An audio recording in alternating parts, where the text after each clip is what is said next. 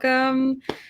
Welcome to everyone here on the panel, and welcome to the folks who might be tuning in or trickling in, beginning to arrive here together, whether you're at your desk in the office or whether you're home, and maybe you're eating your lunch salad over this, you're taking your quick break, maybe you kind of have it in the background, you're tuning in while you're doing something else.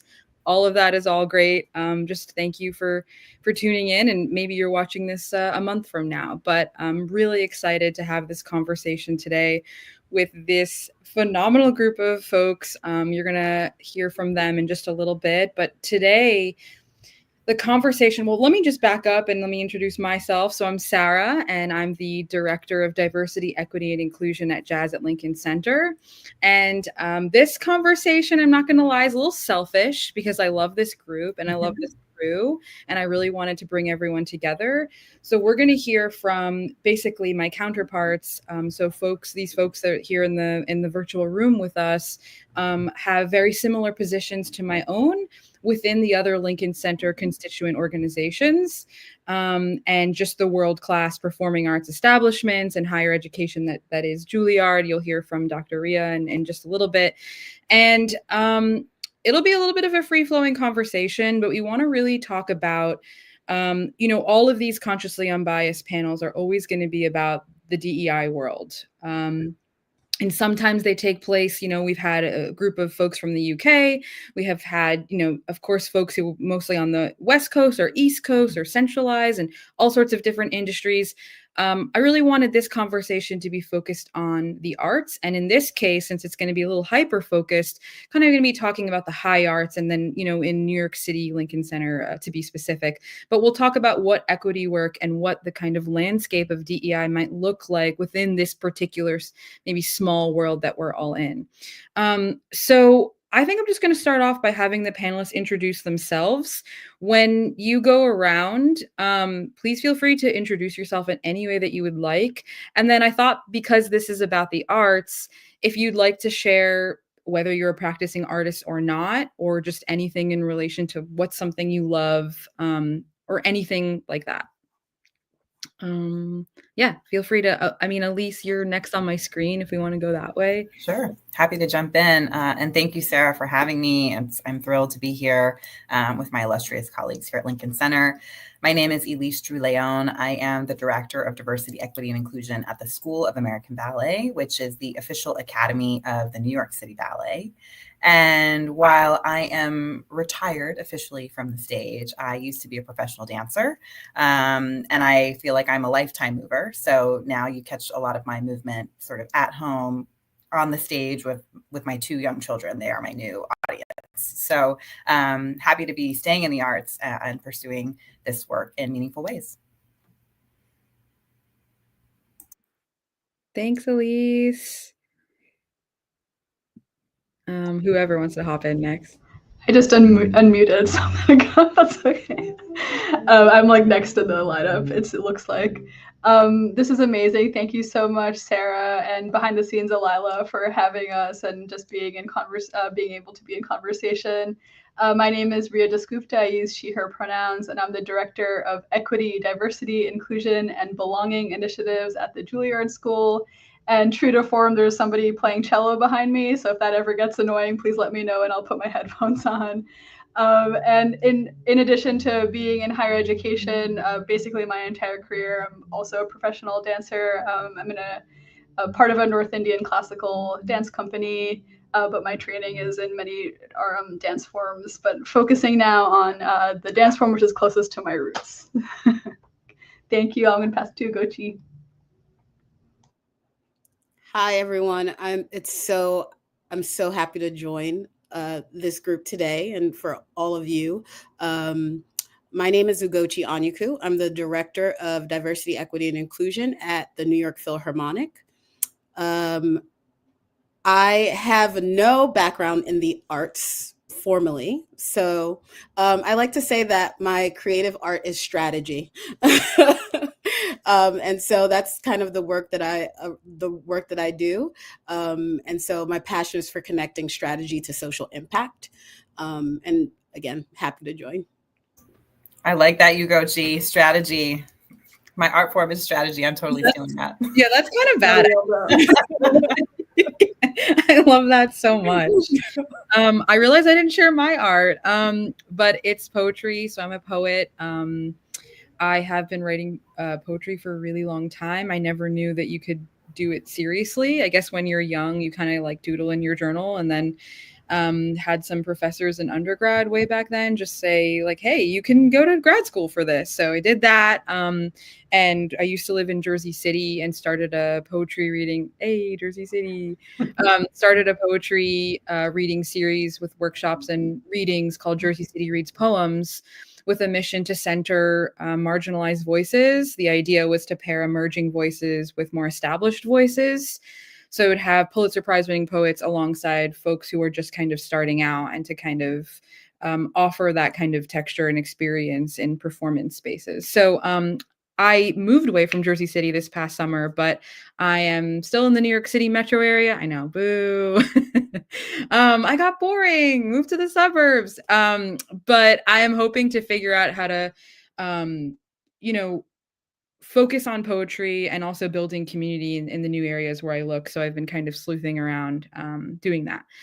So I want to start super high level, like really zoomed out. The folks who tune in to these kinds of conversations, I know most of y'all who might be here right now are in similar positions. You are also working in DEI, you're on an HR team, maybe you're starting your own business, maybe you're just a leader looking to just sort of think about this type of work within your teams. Maybe you have nothing to do with this, you just thought it looked cool on your feed. All of that is great. But I want to start just high level and talk about, what does this type of work look like within our industry? And perhaps before we can answer that question, Ugochi brought up a really great point when we were having our sort of pre-call a few weeks ago. But let's maybe define our industry a little bit. So what are the high arts? What is at stake? And then specifically within diversity, equity, and inclusion, what does that kind of world look like in our day-to-day? Ugochi, you want to start since you had that great idea? Yeah, sure. So I would say that, so I work for an orchestra, and I work with classical musicians. And it's an art form that's like centuries old. And so it's a structured art form. So a lot of when people think arts, they don't think structure.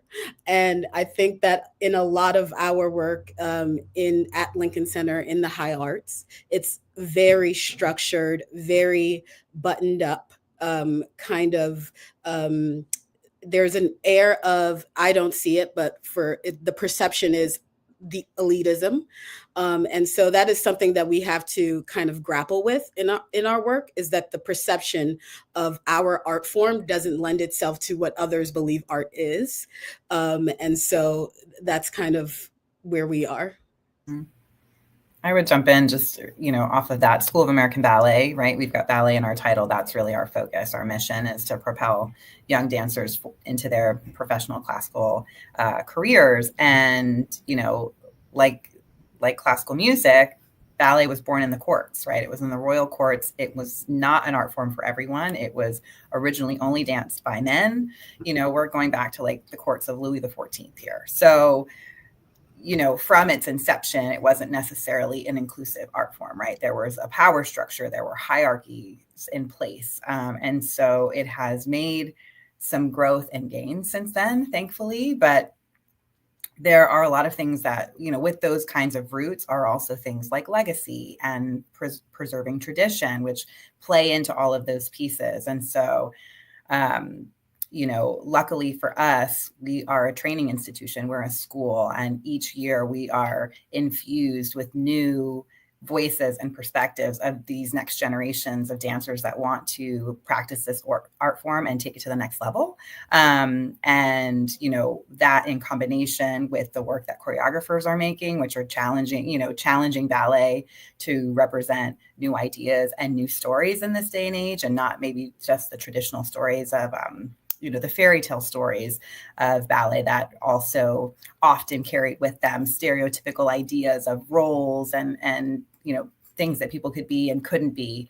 So that's sort of the dynamic at play. And yet we kind of got this duality of creating and breathing in new movement practice and creating new ways of form, and yet also following kind of what is this set ballet tradition, which, a pirouette's a pirouette, and so that's a little bit about the space that I'm occupying right now. And Juilliard is really fortunate, like SAB, to be centered in education. We're the two educational centers of Lincoln Center, and it's really a gift to us to have that distinction.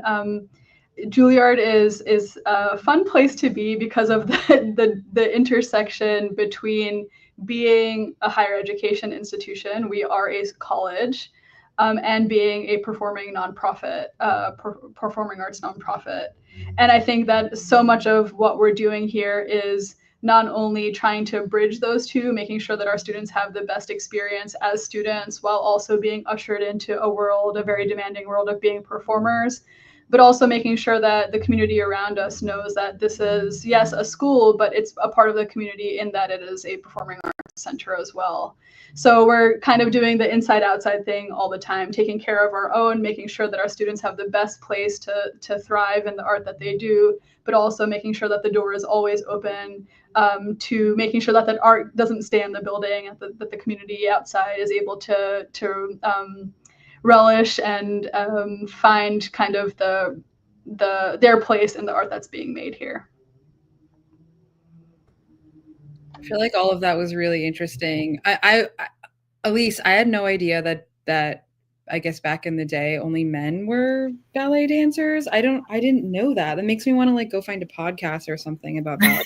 Well, and there's been such a dynamic switch now, right? Ballet is woman. There are all these different kind of connotations of ballet in the 20th and 21st century as opposed to its origins. But yeah, I mean, who knew? That now they say ballet is great for football players and all of that. There's a lot of great science behind it. But yeah, it's wow. Now as an art for women and not for all. So yeah, do you think the King Sports back in the day had a DEI practitioner? Who knows? Yeah, we were the jesters back in the day, just trying to keep things light. Let's look at this in a new angle. I think that's so right. I think I'll just share, briefly with us at Jazz at Lincoln Center. I mean, very, very similar in that there's a lot of rich history to jazz as a genre coming out of New Orleans, a very particular story and culture and heritage of Black voices and lives. And also, we are the youngest constituent, I believe. Actually, don't fact check me on that, but I know we came to the scene much later than many of the other Lincoln Center constituents. And also that there's a reason, right? For jazz, for so much of history has not been seen on the great stage, right? And seen as a prestigious art form or music form. Jazz was the thing that was happening in clubs or, and clubs even back then, just it's different than maybe the New York Philharmonic or classical music, right? And so to see it alongside that kind of stage has taken quite a bit of time. So that's a little bit about our context and history there. So I think that's really helpful for folks to kind of get a top line idea of where we're at and what we're doing. I want to talk a little bit more specifically about our role as far as sometimes when I have these conversations with people, whether they're in the DEI world or not, they'll say, well, hey, because you work for performing arts or for an organization that has an orchestra or front-facing folks, is your work for them or is it for your admin staff? Is your work focusing on your external programming or is it focusing on more of your HR admin and looking at equity, behind the scenes? And I want to sort of speak to that a little bit or maybe unpack that a little bit. I guess having a conversation about that, does your role feel like it speaks to both? And also, I've asked this question within other industries as well and had really interesting conversations. So I just want to give a quick example. I had this conversation with a group of folks who are in our position just at book publishing companies. And so they have folks who are front of line working in warehouses, actually making the books, right? And storing but then they have all the admin folks who are doing things like marketing and all of that good stuff. And so there are so many times within this particular role when it feels like you're speaking towards different bodies and there's different needs. So how does that work within your role? And what is the importance of perhaps speaking towards internal and external work? I can start there. So when I talk to a lot of people at my work, one of the things I hate when people say is that like we're a family. And so like if they hear it, everyone looks at me like they know that it's they know that I am like not about that. I like to think of the work I do as building a community, and we're a community. And so unlike the family, which is kind of like an internal structure that is then outward facing, like you just have to keep in line with, you have to make sure that everyone thinks of you internally as good, and actually what the external doesn't matter. In a community, if I'm on a block, my house has to be good, but I also have to make sure my neighborhood is too. And so that's kind of the work that I think that we're trying to drive here, is to build a better community. And community can mean internal and external because they're inseparable. And so it's really important for fostering inclusion within the staff, the musicians, and the leadership, because the work that we're performing on stage is not going to be credible if that is not like a cohesive kind of, well-running system.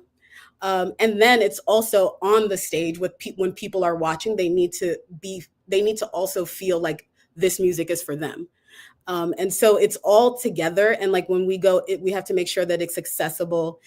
We have to build the right partnerships. So all of this is into building this kind of tight-knit community that is focusing on everyone, and making sure our art is reaching everyone and letting people know that this art is for them too. And I think that's really important, especially like we talked about before, what people's perceptions are of our sector of the arts. Yeah, I just want to, if it's okay, jump on your neighborhood analogy and your not family analogy. I think that because our institutions are really, in so many ways setting the standard for music, dance, and drama across the world. I mean, Juilliard, we're doing all three here, music, dance, drama. Because we are setting the standard and so much of the focus of the world is on our institutions, we don't necessarily have the luxury to choose between internal and external. It's both at all times. I think one of the things that I'm very adamant about in my role, similar to, it sounds like what Ugochi has been doing, is that I like to make sure that my house is clean before I, invite people into it from the outside. So when I started my tenure here, it was a lot about shining a light on the talent of the people in the building who are doing particularly DEI work, who, number one, may not know it themselves, but we recognize that as DEI work, or number two, have been doing it and haven't been recognized in doing so. So reminding people that our teachers are amongst us, that you don't have to reach out beyond your institution to find the teachers who are really going to be able to impart valuable knowledge about DEI best practices. And because we're in performing arts institutions, those DEI best practices are so esoteric. What does lighting look like when done properly? How does costuming look when done properly from an equity perspective? Those people are in our buildings who are at the cutting edge of making sure that those are equitable practices. So for the first 3 years that I've been here, it's really been about shining a light internally. And just now we're kind of opening up our doors from a DEI perspective to bringing in our experts, such as you three, and making sure that the wisdom that is around us is also coming into the building. Yeah, I would agree. I mean, the internal and external have to work in partnership together. Here at the School of American Ballet, we're a training institution, right? We are developing young people, not only as dancers, but also as citizens, right?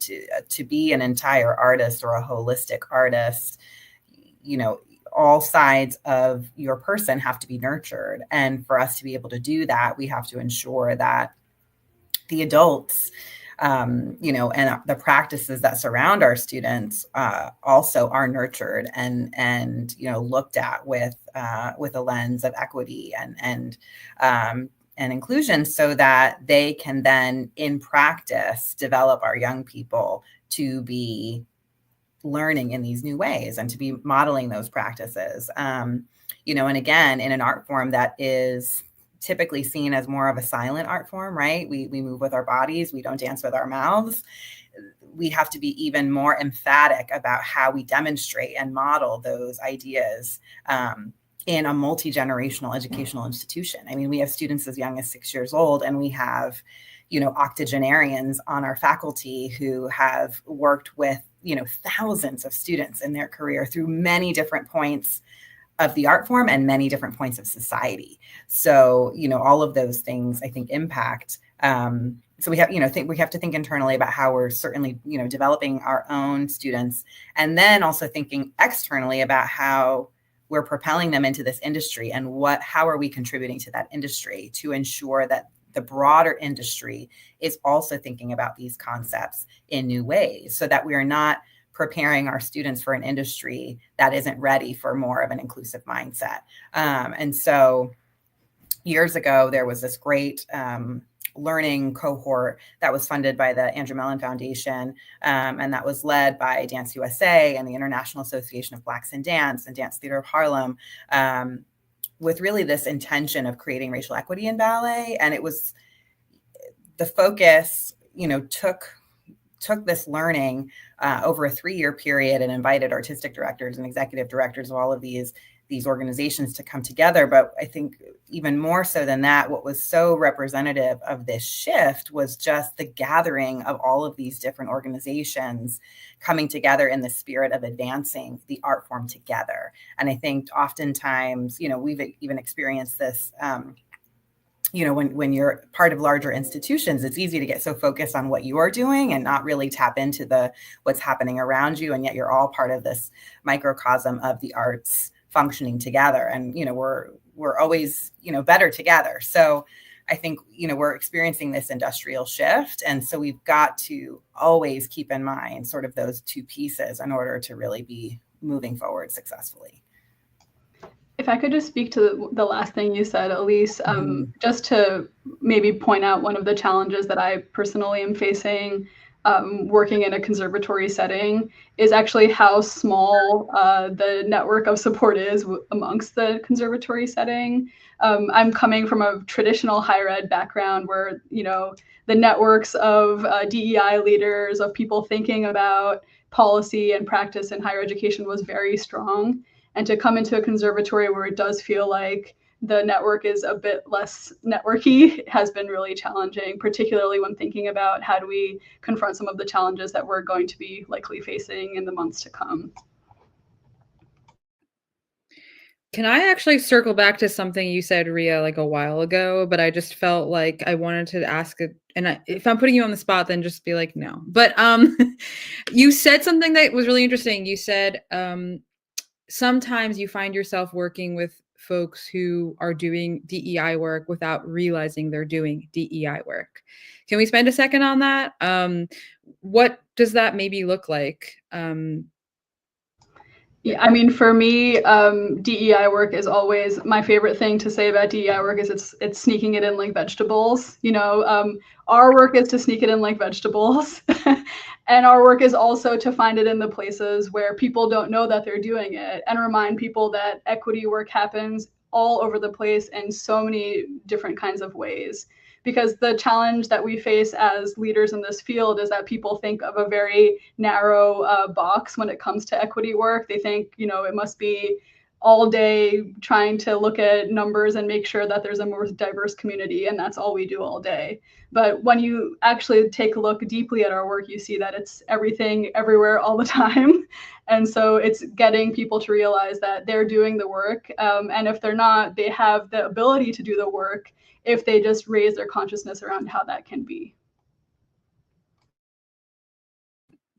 Yeah, I think there's a lot of times where people don't even realize, like, oh, I didn't realize that was part of DEI. Or sometimes, I mean, as we know, the acronym right now has a lot of there's DEI, this everything attached to it, and the media, and we can talk about that. We've been having that conversation, and even just feels like a year ago or longer, and now it really feels like it's coming to a head. I don't think we necessarily need to talk about it here. There's so much conversation about, should we change the name? Do we really mean this, right? We don't have to necessarily spend time on that. But I do think it's really interesting to point out that it's important to put words to the work that we're actually doing. So whether it's like inclusion and belonging work, whether it's specifically looking at diversity demographics, whether it's specifically looking at equity, and of course they're all interlocked, but it's important to look at the sections of work that we're actually doing. I remember speaking to someone at Jazz at Lincoln Center within our team, and she was saying, oh, we put together a playlist for one of our initiatives, and it's a jazz playlist, and we always try to make sure we include women voices and artists alongside men, so it's not just male dominated. I know jazz as a genre has always historically been mostly male voices, right? So she was saying, as part of our initiative, we make sure that we are featuring women as well, so there's more of a diverse in terms of gender there and gender representation. And I turned to her and I said, yeah, that's DEI work. And she was like, oh, yeah, I just didn't think of, I didn't think of it that way. I was just doing my job. And I feel like that's a really key moment of like, that's really how it should be, right? We shouldn't need folks like us. Like, our job should be to work ourselves out of a job, right? It should be that everyone is thinking about this work in the capacity. That person's job has a marketing title, right? But they're doing DEI work within their job. So I think at the core of what this conversation is that I think at the core of DEI is about creating opportunities and expanding, like getting better outcomes. And so everyone is doing that in their work. Where are you creating opportunities, and what are the outcomes that are coming from those opportunities? And like, so if you boil that down in every single department, that's what everyone is doing. And so I think we do try to get everyone to believe in that. Is like, okay, you have this one outcome right now. If you created a bit more opportunity here, don't you think your outcomes could be a little better? And so that is the simplest term of kind of what we're doing in our work, I think. But I think Ria is just right. When we amplify our colleagues, or we acknowledge the ways in which they are contributing to this work, maybe unknowingly, we are able to really express more concretely how this work is everybody's responsibility. Because, far too often roles like this can get pigeonholed, right, and seen as the only ambassadors in the organization for this work. And when that is the case, then the work is not effective, right? It has to be organization-wide, top down, side to side, diagonally across, up and down. And yet not everybody can always has the perspective on how their roles connect to this work. And so, that's where we can be strong partners in helping to translate some of that, or just, show a different perspective that helps find that click or make that click happen. And then once that does happen, as in your example, Sarah, I feel like it kind of builds excitement, in that colleague, and gives them a new sense of value and purpose, which is really awesome to experience and generate. Yeah, absolutely. That's a really good point, that when it feels like there's one person doing this work within the organization, it's not going to be as effective. It really needs to be in the DNA of the business initiatives, really. And then it all trickles down from there. Okay. Sorry, just to say, in the same way that if only one person was managing everyone's budgets at an institution, it wouldn't work either, right? So there's the fact that anyone ever thought that one person could accomplish this work for an entire institution. No one ever thought about that for any other area. So why would that be true for ours? Yeah. Sorry to interrupt you, Sarah. No, you didn't. That's a really good point. Yeah. Because in a way also, like, we're all ambassadors of the organization, right? And so that happens externally when we go out into the world, but also internally, you're an ambassador of the work you're doing, but everyone is, especially for what your mission is. So the next kind of place I wanted to move us was to maybe touch on programming, because I think when people think about the arts, right, I've had this conversation when it's just within finance, and that's a whole different conversation in that industry. Or we had a really great panel in the past about the beauty industry, and that was really cool. We had some really great folks on there. And that looks really different. That was a really fun conversation. We talked about, the evolution of makeup and how it's become more inclusive, and like what Rihanna has done for the makeup industry. That was a fabulous conversation. So I was thinking about and so I guess that's the makeup, right, would be the programming of the beauty industry, right? But for us, since we're in the arts industry, and let's talk about, like, what are ways that our programming within our arts and organizations can move the needle in creating a more inclusive environment. So this could go in a lot of different ways. But does anyone want to take like an initial stab at that? I think we can think about things like representation, or think about things in terms of accessibility. We could go so many different ways with it, and we don't have to get too specific, but. I mean, I think, go ahead, Elise, then I'll go. No, go jump in, Ria, and I'll follow you. Okay. I'm going to say that, you know, our real focus under leadership of President Damian Wetzel for the past, you know, during his tenure here has really been to make the institution more and more accessible to our students from a tuition standpoint. So right now what's happening at Juilliard is we're kind of going program to program and making programs tuition free. So we have a number of programs which are completely tuition free, towards the goal of really trying to make everything tuition free. Which, you know, what in terms of accessibility, you can't really get better than that.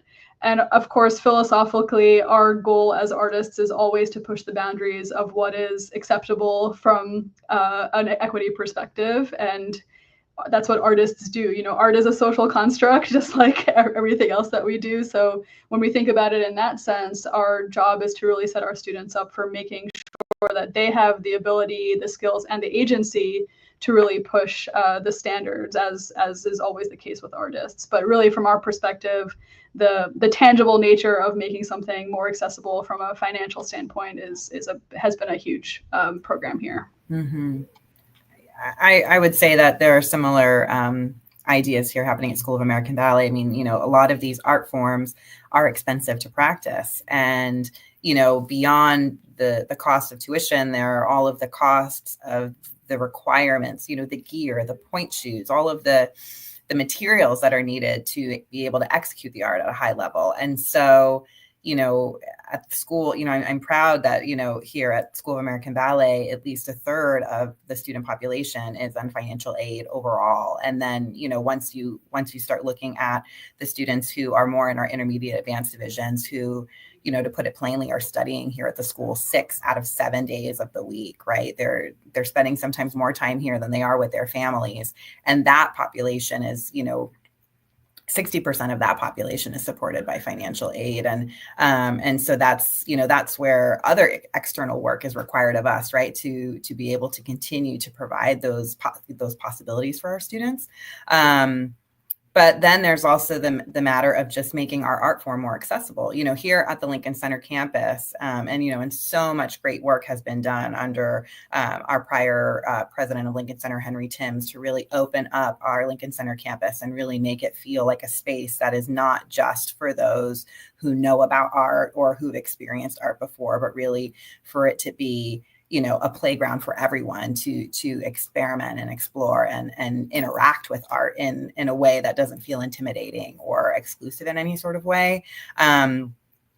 But, you know, as the School of American Ballet, we're within the Samuel B. and David Rose building. We're more within the high rise of Lincoln Center. So we're not so visible in terms of our physical building as maybe Juilliard or the Phil. So, you know, we've got to do our work to talk about dance and ballet outside of our institution, right? So whether that's through our lecture demonstration performance series that happen across our boroughs, or, you know, in a very new way, in a very new age way, through this documentary series that we did that aired on Disney Plus several years ago, a series called On Point. You know, in those opportunities, we can humanize our art form in a much different way than we can through just, you know, delivering on our mission within our internal spaces. And so, you know, and then 9 times out of 10, you know, in a more creative art setting, that's a place where we can really push boundaries more. People are more primed for that kind of experience than they might be in, you know, a non-arts initiative practice. And so we've got the benefit of that creative space to kind of push people to consider new things. But driving that accessibility is a big piece of it, because we've got to continue to open up our audiences so that we can continue to, you know, to fuel the art form for future generations. Yeah, so I think that the way that we kind of move the needle is to get especially like the works that we perform, the composers that we engage with. So it's contextualizing their stories and the legacy. And so what we can, our representation can come from like, performing works by marginalized composers. But we have to do that with authenticity and with care. And then also not really focusing on them as just marginalized composers. We want to focus on what their story is saying. Because I think that what everyone can find is that a lot of what art is just what life is. And so we are just telling universal stories. So Mahler can write, he can write a piece about death, and that is a universal truth. And then another artist is going to write a piece about, it's more grounded in their identity, but it's still about death. So we kind of have to like really bring all of these truths to pass for everyone. And we do that a lot with kind of teaching it a little bit. So we have a really great publications team. And sometimes like I'm sitting in the theater and just like reading oh my goodness, this is about a social issue too, even though it's Beethoven in this century. And so I think it's really important to get your audience to realize that a lot of what has happened in the past can happen now. We're all feeling the same things. And that's, again, why we say that art is for everyone. And also kind of leaning into, so we have art of the score. And so it's where the orchestra is playing alongside a movie. So I think we just did Home Alone. And it's kind of like, since we've been having that and since thinking now working in the orchestral space, I sit at home and I'm listening to shows or watching movies and I'm like, oh my God, the music is telling me to be sad. And I did not realize that until working here and realizing how much this orchestral pieces are moving our world. And so I think it's really important that we like focus on this universal truth and how important this music has been for us at all times. And so keeping that going. Ugochi, I love that. Art is political, and also sometimes the most political effective tool is art. This is kind of a left field thought here and not relevant to maybe the high arts, but like the new Bad Bunny album, like I feel like it's all about Puerto Rico, right? And it's all about like the politics of tourism and colonialism, and it broke like 85 million streams within the first week that it debuted globally. Like, people recognize authenticity, people recognize storytelling, people recognize an origin story, and also like when a light needs to be shined on injustices and justices. And it's political, right? It's like mainstream pop that is political, and I think that's really cool. Maybe not so relevant to the work that we're doing. But I love that you brought that up, because I just had to hold back from talking about that Bad Bunny album in this answer that I was giving, because that's exactly what I don't understand anything he's saying, but I do understand it. And so that's how I feel sometimes in classical music. At most times it's music without words. And so just having that feeling of that storytelling, it does transcend. And so like that's what I was almost bringing up Bad Bunny. I was like, Bad Bunny and Mahler, they're saying the same thing. Mahler and Bad Bunny are saying the same thing. Well, like, can that be the quote, Alila, we behind the scenes? Can that be Ugochi's quote to recap? Like Bad Bunny, Mahler, like that needs a t-shirt. Their minds. Were you going to say something, Elise, or just that? No, just that. Incredible. But yes, art is political. We could have a whole separate conversation about that. Ria, I see you shaking your head. I feel like you would have a lot to say about that. But we have 20 minutes left. The next thing I wanted to ask about, we kind of already talked about the aspect of community building. We could move on to the next thing, but does anyone want to say anything else about, well, I guess, let me just add on to that. We could talk about the importance of community building within this work, but another thing I'm curious about is, one, kind of under that umbrella of community, does the audience have a role here? Does the audience have a role? Let me make that a more clear question. Does the audience have a role in moving the needle of creating a more inclusive environment? And if so, what could it be? It's kind of a genuine question, something I've been thinking about. And then also, is the way we think about audience as an organization important to the roles that we do as well. Yeah, I would love to actually pick up something Ugochi was saying again. Ugochi, you were mentioning legacy actually, and I think the connection between legacy and an audience is really important. I often think about the fact that we're both kind of we're both held up and haunted by our legacies. Our elite structure comes from the legacy. The way we operate comes from a legacy. Our popularity comes, everything comes from the legacy. But the legacy is also what makes people look at Lincoln Center and say, that's not a place for me. And there are so many people who I have talked to who have said, I never thought I could come to Juilliard. The building is like, as I say, Soviet style architecture. It doesn't actually make it welcoming from a physical standpoint to say, you are welcome here. Please come in. There's open doors for you to come in. And of course, people are aware of the legacy of what has happened inside and know that, first of all, a community was torn down to make room for all of our centers. There was a thriving community here before.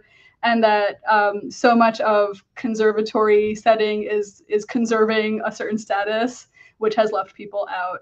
So our audience members hold us accountable to making sure that we change. And we can only really answer to that accountability if we're aware of who our audience is.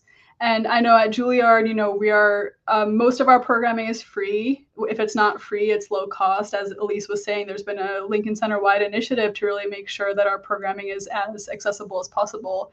But that is still not going to bring people here who have not felt like they're welcome here before. And so that requires so much more creative thought. It requires us going to those communities, not assuming that they're going to come to us. And really, for me, so many things come down to data collection. If you don't look at your audience and actually try and understand, data collection is really storytelling and capturing people's histories and capturing their experiences.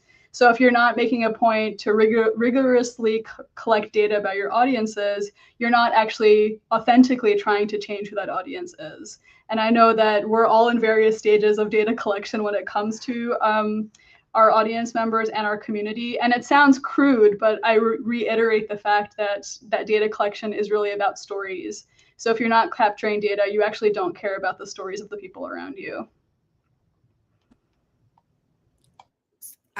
So I believe that the audience is everyone, which that's very different from the ways in which other departments have to think about what an audience is.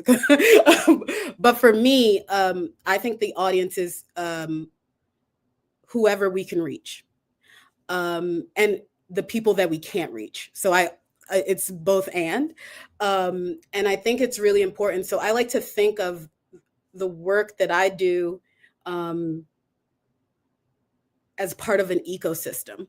So I need Elise and Ria and you, Sara, to also be thinking about the audience in the way that I'm thinking about the audience, because your audience and the way that you cultivate an inclusive space is going to lead people to want to experience the art that I love. So it's kind of like we're all in this together of creating inclusion and driving inclusion, because every single piece of this work is kind of driving your work as well. And so I think that's really important to also think about who I can't reach and why can't I reach them.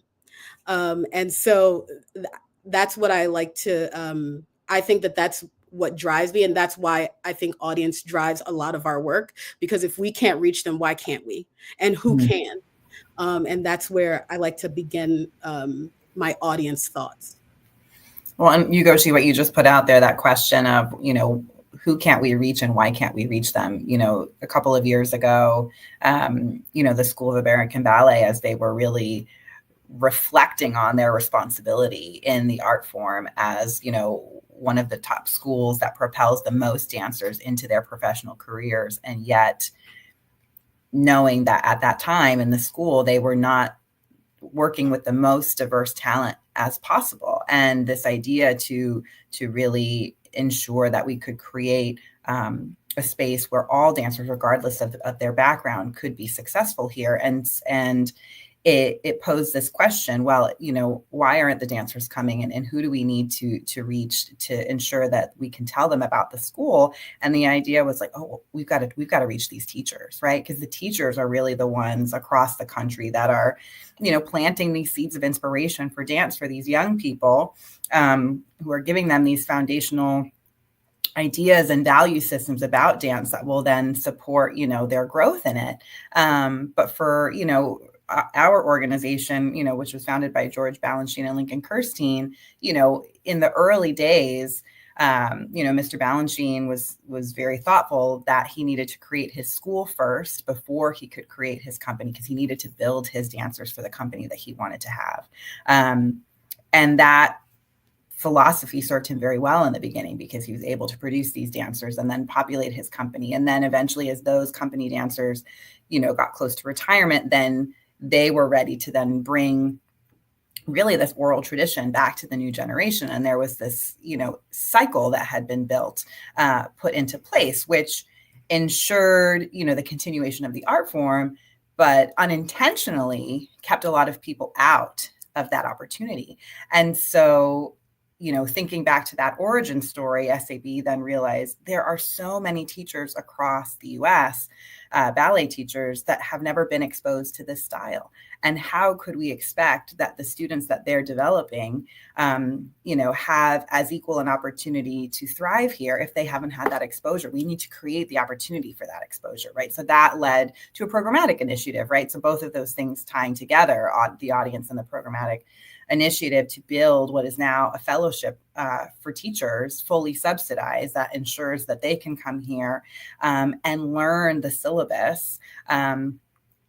But it's also not just a top-down, this is what we do and this is what you need to do to get here, but more of an exchange, right? Because we are so blessed in the institutions that we work for. We're here at Lincoln Center. We are well resourced, right, compared to a lot of arts institutions across the country. And yet, we need to be brought into awareness of what's really happening in the industry around us. We can't operate successfully without having that perspective. And so, I'll say so many of those fellows who have since come to the school and been able to be exposed to this work have also been able to say to us, oh, y'all are wrong about this, or y'all haven't been thinking about this.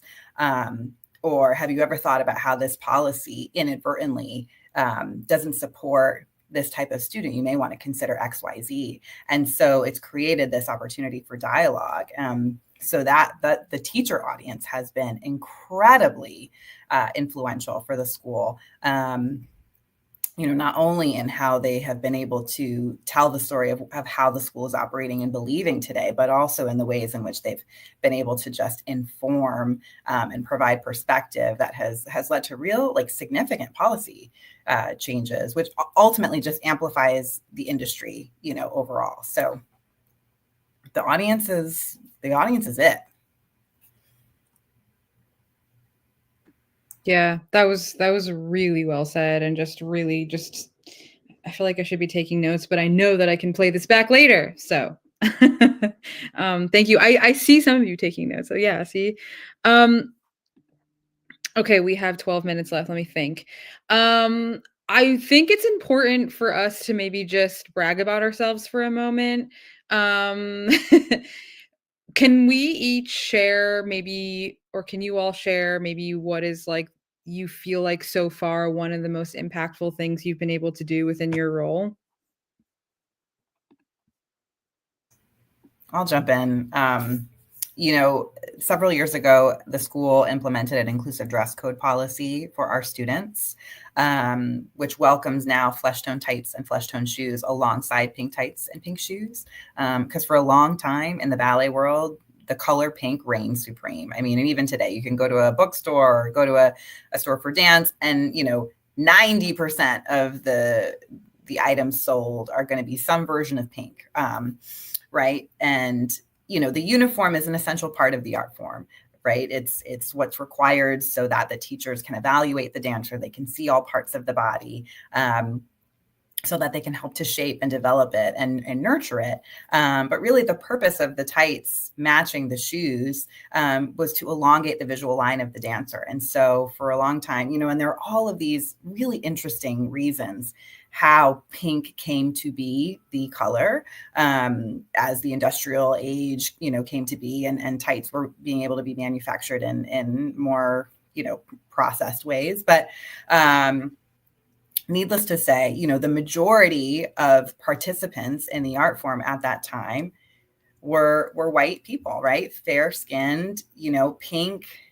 And we're not talking like a hot pink, but we're talking this light pink from stage, against fair skin. You saw it was just one clean, seamless line. But for dancers of color, brown, black skin dancers who are dancing in pink, that visual is disrupted in a different way, right? And now there's not consensus in the field about this, right? It depends on the time in which you engaged in ballet, or the generation from which you are from, which is why it was so important for us to give dancers the option of choice, right? It's not a requirement that you wear the tights that best match your identity. That's not the requirement. The requirement is for you to be able to have the choice and the opportunity to say, well, this is how I feel best. This is the way that I want to present myself in this art form, because, I think anybody can understand this. When you feel like you look good, you walk a certain way, you enter the room in a new way. And so, for me to now know that every year the students that are enrolling into the school, the standard dress code that they know from the beginning is, it could be flesh tone, it could be pink, I have choice. It's not just one way. And so that to me is going to be a lasting change, because that's their norm, as opposed to the ballet pink norm that I experienced, growing up as a dancer. So for sure, that's probably one of the most impactful things I'm proud of here. That's huge. What? And, That's huge. and not a team of one. Certainly that was a collaborative effort across, our organizations and our colleagues and outside advisors. So, and that's also, a big pride moment, because it was a collective and a collaborative. Yeah. Incredible. I'll just say that internally launching employee resource groups was huge for us, and actually a much bigger step than I thought it would be. I thought it would be pretty easy to do it, and I'm glad that it has happened, and that's been really transformative for our community. Beyond internal Juilliard things, I'm very proud of the fact that last October we held our first ever Lincoln Center-wide conference focusing on equity, diversity, inclusion, belonging, all the things that go into equity work. And it was a really incredible opportunity to collaborate and partner with you all and across the Lincoln Center campus to have one day where we're all focusing on thinking about how to apply an equity-minded mindset to the work that we're doing, and bring in people who, again, are not necessarily in roles like ours, but perhaps can have a space to think about how they can expand their work to be more equity-minded and have the tools, and more importantly, the networks and community to do so. So look to year 2, October 14th, 2025, hold it in your calendars, and maybe those on the call will be able to attend too, since we are expanding it past Lincoln Center this year to a certain extent. Wow, it was so fantastic too. It was such an accomplishment. It was monumental, Ria. It really was. I mean, it was the place to be. Colleagues still talk about it. So fun that was able to happen. Yeah. So one of the best parts of my work is, again, community building. And so it almost feels like the most, the part where it can't be measured. Except we did measure it. And so like we do a lot of surveying, and we found that like there is a feeling of more inclusion and feeling inclusive. And so I think that has really been big for me, because it's something that I personally like really believe is important, is community. And so if I feel that we're making headway in how people are feeling at the institution, and how they're feeling in the hall in general, audience members. I think that that's really important. And so that's what I've been really proud of, like just being able to see projects that I consider DEI and no one else does happening without me even like noting it. That to me has been like really, really heartening. Yes. Thank you for that. Okay. So I think we should just close it out. Wait, what about you, Sara? I think true. So yeah, I'll be transparent that this is a newer role for me. So I've been here just about 5 months, and this is the inaugural DEI position for Jazz at Lincoln Center. So I think just having me here is an accomplishment. I can't claim that for myself, right? But something that I've noticed is that folks are starting to come to me, right? With, hey, I have this thought, or I have this idea, or I have this issue, or I want someone to just role play with me. I'm a manager, but I may be working on something with a direct report that feels like it could be an equity issue. Can we go over ways that I can approach it, right? So I think just even, it's not necessarily something that I could claim from my own self, but just having me there in place where I can actually work with staff one-on-one. I've been finding a lot of success with those one-on-one meetings with direct folks. And then beyond that, just working on launching our employee resource groups. We're not quite there yet, but we're laying the groundwork and beginning to kind of see where the needs are to think about where we might want to pilot employee resource groups for us at Jazz at Lincoln Center. So yeah. So I want to close it out with the same question that is always used with all the Consciously Unbiased chats. So yes, Consciously Unbiased has coined the term microprogression, which is the opposite of microaggression. So those are small action steps that help build inclusion and bust bias. So this can be kind of rapid fire, but what is a microprogression that anybody can do, even if they're not a DEI practitioner, just anybody in the world can do to help build inclusion? I'll jump in and I'll just say practice empathy. You know, when you can like put yourself in someone else's shoes and really feel what they're feeling, and take some time to be reflective and see another perspective, I think that can really enrich you and better set you up to strengthen your relationships with others, build trust, build understanding. And when you have those things in place, then you're more able to encourage inclusion. You're more able to step into different kinds of conversations around this topic. So I think practice empathy for sure. Related to that, which has really helped me in my work, is to never pass the same person twice without introducing yourself to them. Because that's how you build community, by actually knowing the people who are in your community. And, so for example, if you're in the elevator and it's only you and another person, don't let the silence scare you, and maybe actually talk to that person. Those small things make a huge difference. That could even just be your barista. Like I just moved right at the end of the summer, and I'm trying to figure out how to make community in the suburbs. I grew up in New York City, so this is like hard for me. But I'm realizing like, oh, even if I go to the grocery store and I get the same cashier twice in a row, like that's a key thing. Like, hey, like I've seen, this is our second time. What's your name? Like, like that's a great way to just also like, yeah, build community and have people feel seen too, take them out of that kind of rote day to day. I think mine would be to be curious.